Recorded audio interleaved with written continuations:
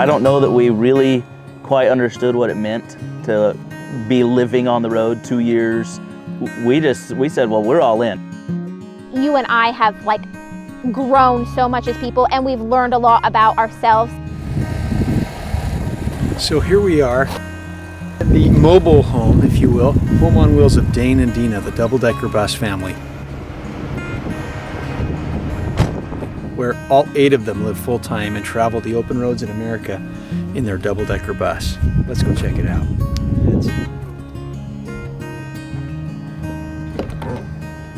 Good morning. Dane, good to see you. Hey, how you doing? Thanks for having us. Yeah. So good to meet you. So first question for you guys.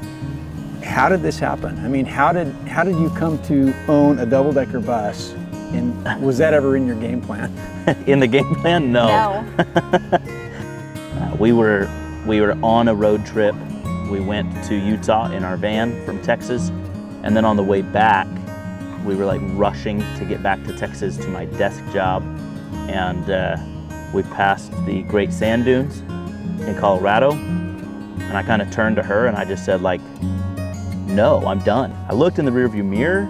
The kids were happy, I was happy, she was happy. Like, this is like the happiest we've been in a very long time. I said, I do not care if we are late getting back to my job.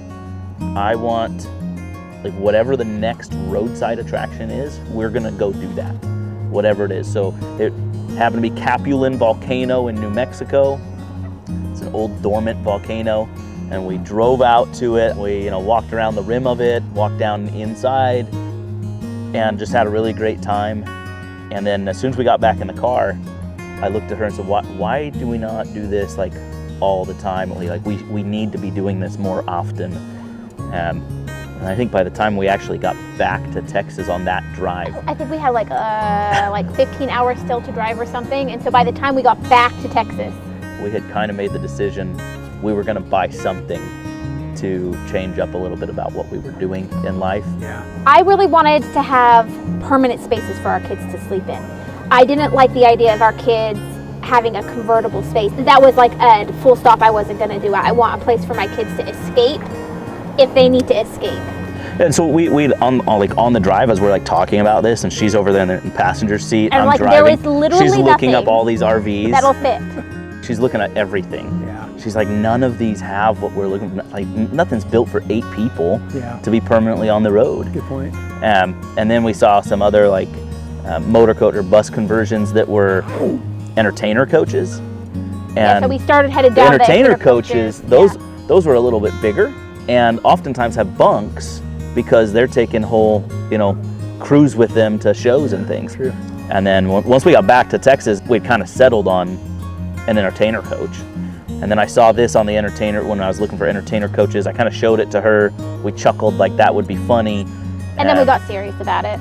Yeah. And by got You serious, I said, she goes, wouldn't that be interesting? I said, I'm glad you like it because I bought it. And then I flew to California and picked it up. Love at first sight. Raising 6 kids on the road, what is it like from schooling, homework, your day-to-day? What does that look like for you? They do a lot of independent learning.